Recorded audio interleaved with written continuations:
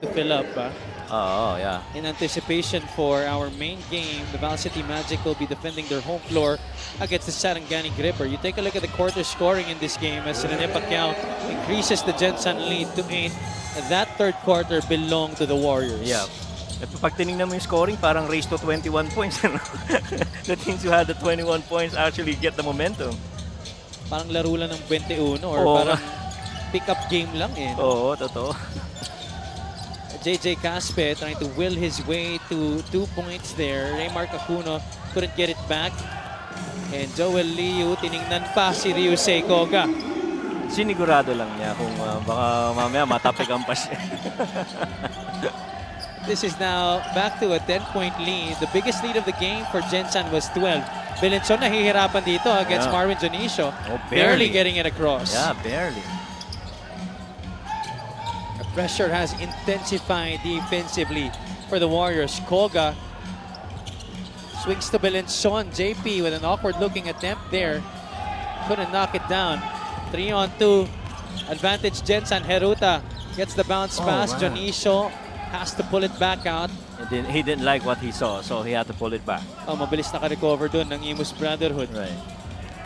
Shot clock at 8. Heruta goes left, scoops it up. Wala. Pacquiao! Basket and 1 para kay Rene Pacquiao. Talk about a big man curling under to free up that side of the floor for that drive by Heruta. Able to locate that missed shot and get it up in. That has been a staple of the offense of Coach Elvis Tolentino through the years. That curl under or that wheel that other coaches call. And Rene Pacquiao in this game has been doing a good job at it. Not just in that area, Coach. Even from the outside, he has stretched the floor as well sa laro na to. And has helped Gensan establish their biggest lead of the game at 13. 12 points, 4 out of 5 from the field. Impressive numbers from Rene Pacquiao, the veteran big man.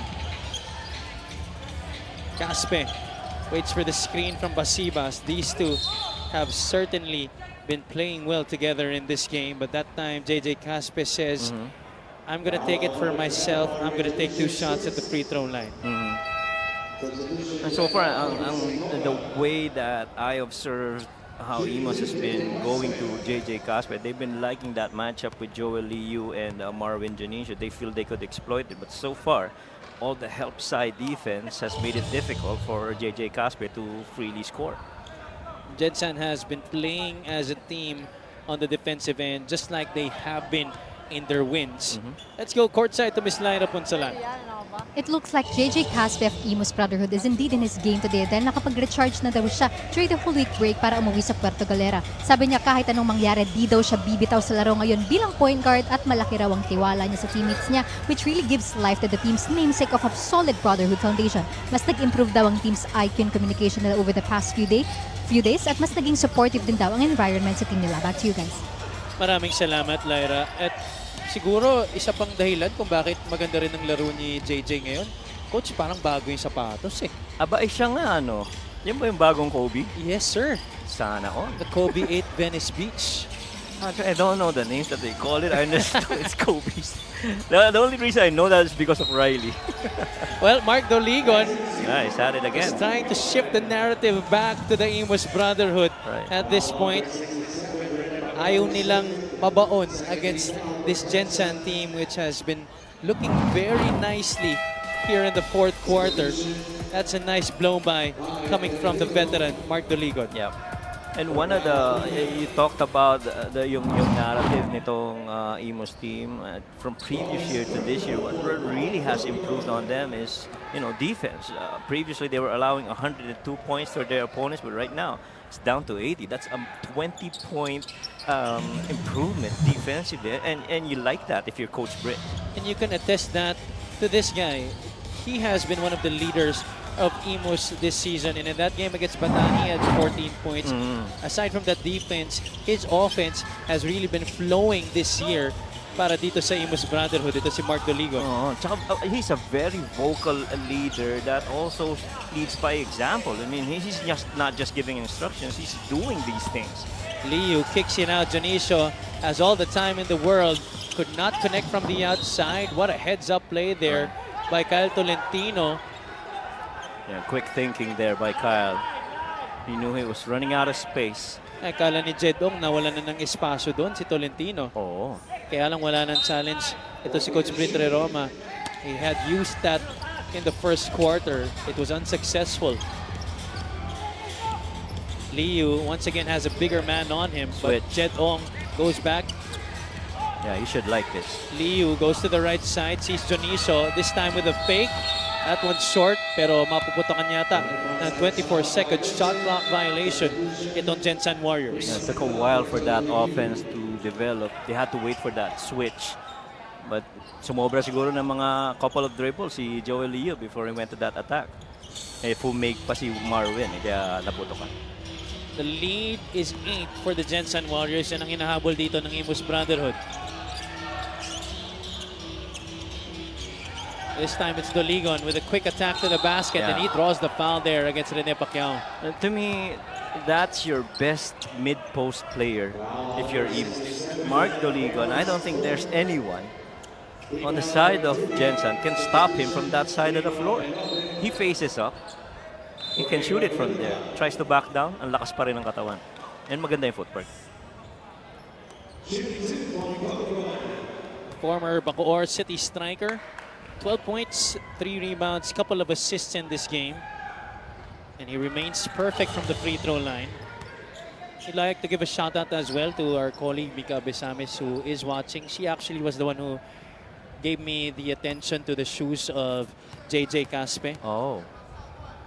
Grabe naman detalye. Nakita sa TV. Oo naman, siyempre. Iba.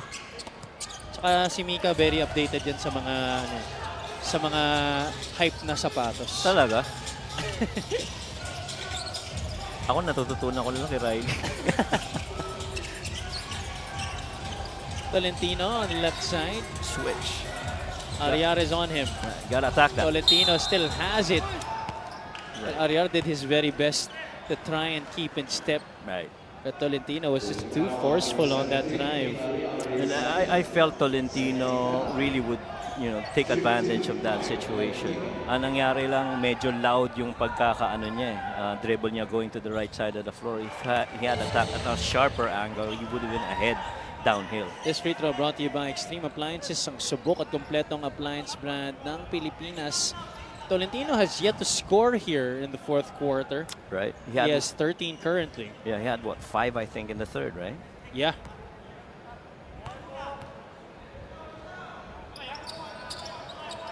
One out of 2 para kay Kyle Tolentino. Larry Rodriguez papasok para kay Rene Pacquiao. Under 6 minutes to play in this game. We have one more matchup for you guys. The Val City Magic will be defending their home court against the Sarangani Gripper right after this one. Ariar able to draw the foul there against Marwin Joniso. Joniso might have thought that medyo manipis yung naging tawag doon. But he readily apologizes to the bench. 15 seconds to work with here for the Imus Brotherhood. Caspe against Nico Elorde. Hands it off to Doligon. Tolentino giving him the left side. He uses the Ariar screen. Doligon will take the 3. That's well defended at Basibas. Got the offensive rebound. Coach Ricky Alcantara is arguing na tumama sa ring. At our scorers table very adamant on their decision to lift that 24-second shot clock paddle. Coach Britre Roma, his squad is down by 9 points, 62 to 53. Absolutely no need to rush here for the guys in white. Right. Masaglang quickly to Elorde. That's stolen by Mark Doligon. I don't think that's a good spot to give the ball to. Oh, Doligon was swatted away. Caspe. It ends up in his hands, and he'll take care of business. That's a 3-point shot para kay JJ Caspe. 62 to 56. Can Imus get a stop? Ooh, they give up a foul. That's Caspe. telling his teammates, baba naman tayo. Oo. He needed help down there. This was the initial attack. Doligon was denied access. And then JJ Caspe just at the right place at the right time. At saka ang Warriors, they make you pay on a miss or a make shot. And they're gonna continue to attack you and put pressure on the defense. And so, katulad ng sabi ni JJ, baba. Against Val City, Nico Lorde was good for a double-double. 12 points and 10 rebounds plus 5 assists and 4 steals. One thing that you could definitely say about Nico Lorde as Junicio commits the obvious foul on Reggie Boy Basibas, and that's going to be free throws for Imus. Yeah. Nico Lorde, definitely one of the more hard-working players that we have here in the MPBL. He's always going to give it his all. Oh, yeah. Walang question doon. The guy averages 20 minutes per game. He's the third best scorer para dito sa Gensan Warriors. He's the best rebounder, so to speak, and he's number 2 when it comes to assists. And so, you know, for a guard to be leading in rebounds para sa team mo says a lot of the kind of player that effort-wise Nico has been. Yeah, that's just very impressive galing sa kanya, but no surprise to us. Oo, totoo naman. Tsaka wala pa yung stat dyan ng depensa. Grabe ng depensa yan. Mismo. Those are the intangibles that Nico Lorde brings to you. He wears that last name on his jersey so proudly. Yeah. Rodriguez gets a quick pass and puts it up in the same manner. By the way, Coach, Gensan is doing this without Mark Cruz on the floor. Oh, yes, agree. And he's been on the bench for quite a while. And we're almost halfway through the fourth quarter. Let alone third quarter, parang halos wala ring action si Mark Cruz. Rodriguez at the line for 2 shots. 6 the first. One of the better performers as well against Val City, 14 points. That was such a heartbreaker. Yep. That game went into overtime and it featured 13 ties and 17 lead changes. And if you look at the yung stat lines, you'd say, yeah, Gensan Warriors won this. But it really was just steady performance by Val City in the overtime period that led them to that win. They outscored them 15-10. Ariar just inside the arc. Malakas ang tira. Basibas could not get the offensive rebound. Rodriguez secures it for Gensan. Elorde sees Masaglang in one of his favorite spots on the floor. That rims out the battle for the loose ball. Ends up with a veteran. Larry Rodriguez finishes on the reverse. Kanina lang pinag-uusapan natin, pagod na si Larry. Pero eto na naman siya, tumatrabaho sa board. He came in just a couple of possessions ago. Was able to split his charities. This time, nakipaglaban on the glass against Basibas, Caspe, and Kint Ariar. And was still able to come out on top. Larry Rodriguez, Obi Watda, hindi Kobe Venice Beach. Oh, see? I learned something new today. Pati ako, hindi ako updated. Kita mo naman. Actually, yung reason for the names, I don't know also. So, you gotta educate me on that. That's a dangerous pass that was made by Ariar. Good thing Imus will keep possession here. Yeah, and si Mark Doligo was trying to go backdoor pero hindi pa niya naiiwan yung depensa kaya natapigan siya ng pasa na yun from Larry. Good flare. Doligon has to take it soon. Doligon leans in. There's going to be a foul against Gensan. And Kyle knew from the onset that Mark was going to drive going baseline because he loves to put the ball with his left hand. But, you know, malakas rin talaga. Doligon cans the first. Imus as a team in this game from the free throw line is 12 out of 19. Ayan. Yan yung Kobe 8 Watda. Watda. Ano ga ibig sabihin ng Watda? Hindi ko rin alam, Coach. So it's 2 for 2 para kay Mark Doligon. And this is just a 7-point lead. Marami pang oras sa laro na to. Bigla. Imus needs stops. I was gonna say, bigla tuloy ako napag-google. Masaglang from the baseline. This time, he knocks it down. Tama ka doon. Yun nga ang favorite spot niya sa floor. No? That left side short corner. He makes it a 9-point lead. Once again, both teams are already above the limit. Tsaka kita mo dumipensa, talagang defensive stance. Oh, that's a foul. Unsportsmanlike, clearly.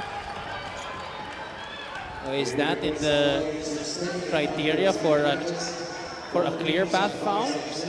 Nah, I don't think that's a clear path. It's really more of what's called in FIBA, they call that the parang the old man pickup game rule na may advantage yung kalaban mo sa fast break, ayaw mo ibigay kaya foul mo na kagad. Ito yun eh. Ayan, that's There it. you go. Okay. Yeah. So kind of like offside in football. Right.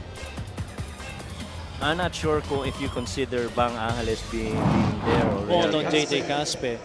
Lucky for Imus that it wasn't upgraded to a unsportsmanlike foul. And so it didn't look like he was holding on to Nico in that situation. Elorde knocks down the first. And Nico Elorde following up that game against Val City with another good performance. 10 points, 5 assists. 4 out of 6 from the free throw line. There you see his better half. It's Del Carmen Elorde. Always very supportive of her husband. Always. Mga Elorde yata talaga ganun eh. Kasi si Alec ganun din eh. Full support eh. Si Chelsea. Ooh! Oh, that was almost a travel. Oh yeah. Caspe, the spin, the one-hander doesn't go. Empty possession for the Brotherhood. Yeah, and they can afford that. Now you gotta get a stop real quick. Masaglang swings it to an open Nico Elorde, but closing out was JJ Caspe. Basiba switches out Oh, he lost on the this. point guard. Elorde, a little stop and go. Almost dragged his pivot foot. Masaglang, that's a tough look. Caspe pulls down, rebound number 7 in this game. Ariara is wide open. Apreku comes up to him. Somebody's down. They're playing 4-on-5 essentially here, but I don't think the Imus players see it. Eventually, itinawag na ng ating mga officials. That's Elorde holding on to his right eye. I didn't notice that. I just saw Kent Ariar signaling, a flop. That's what he's saying. I'm not sure if Kent was actually involved in that. See that? Tingnan natin yung nangyari. Basibas, there you go. There was an elbow swung. Ayun, sapul sa mukha eh. Oh yeah. But regardless whether he sold it or not, that was that he got. Well, both coaches making some changes here. Val Acuña will be taking the free throws in lieu of Nico Elorde. Ooh, Val Acuña missing on the first free throw. Surprising, Acuña is a 75% free throw shooter this season. He goes 1 out of 2. I'd be surprised if he misses both. Yeah. Napaka-rare na, no? So it will be same ball here. You got to score real quick. Lorde there on the bench. He looks okay. Oh no. Imus will be keeping possession here. Interesting. I thought too that was Should've going to been swing the same other way, possession. right? so. This is a chance for the Brotherhood here. About to be inside the final 2 minutes of this one. That's a missed attempt from the outside para kay JJ Caspe. Well, the hope there is that if he makes this will be a single-digit deficit. Well, now the Warriors have a chance to put more nails in the coffin. Watch out. Apreku at the elbow. Watch out. Acuña, this could be the dagger. That one's long. Caspe able to grab it ahead of Felix Apreku, pero siya naman ang natamaan sa ulo. Ibang klase rin rumibang to si JJ. This is our great Gixer, great move of the game, born for greatness. Talaga nga naman, ito si Mark Doligon. He has shown us a lot of these shots throughout this entire season. Those big hands just really help him with those kinds of attempts. Yung flexibility, to be able to adjust in situations like these. So it's gonna be 2 free throws para kay JJ Caspe dahil pareho na nga nasa penalty ang parehong kupunan dito. Yep. He's 7 of 9 so far this game. Able to can the first. This is just a regular foul, by the way. After the review, our referees ruled that walang unsportsmanlike foul na may itatawag. He makes this 10-point game. 18 points in the game para kay JJ Caspe. Imus needs stops. That has come at a low rate here in the fourth quarter para sa Brotherhood. Same action. Take 3. Tolentino. One dribble in. No, Apreku No. could not get the putback. Another opportunity here for Gensan. All they have to do is put out as much clock as possible. But Tolentino goes for the quick shot and knocks it down. That's a dagger coming from Kyle Tolentino. Well, he's trying to finish off what he started actually in the first quarter.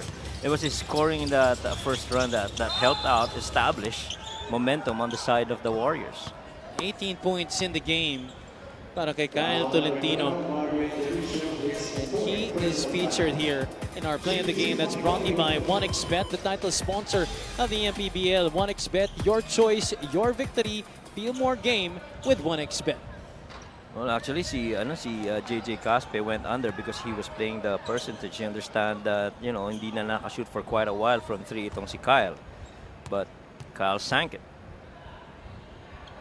De Leon, 15 points, 3 rebounds, 3 assists in this game, making that 16 markers now for the former Bacoor City striker. The three-point shooting, coach, that has been really inconsistent for Gensan, a team that likes to shoot it from the outside this season. That's right. And, in a game from last season, they normally would get roughly about 22 attempts, which is almost the same from this season, at least early in their games.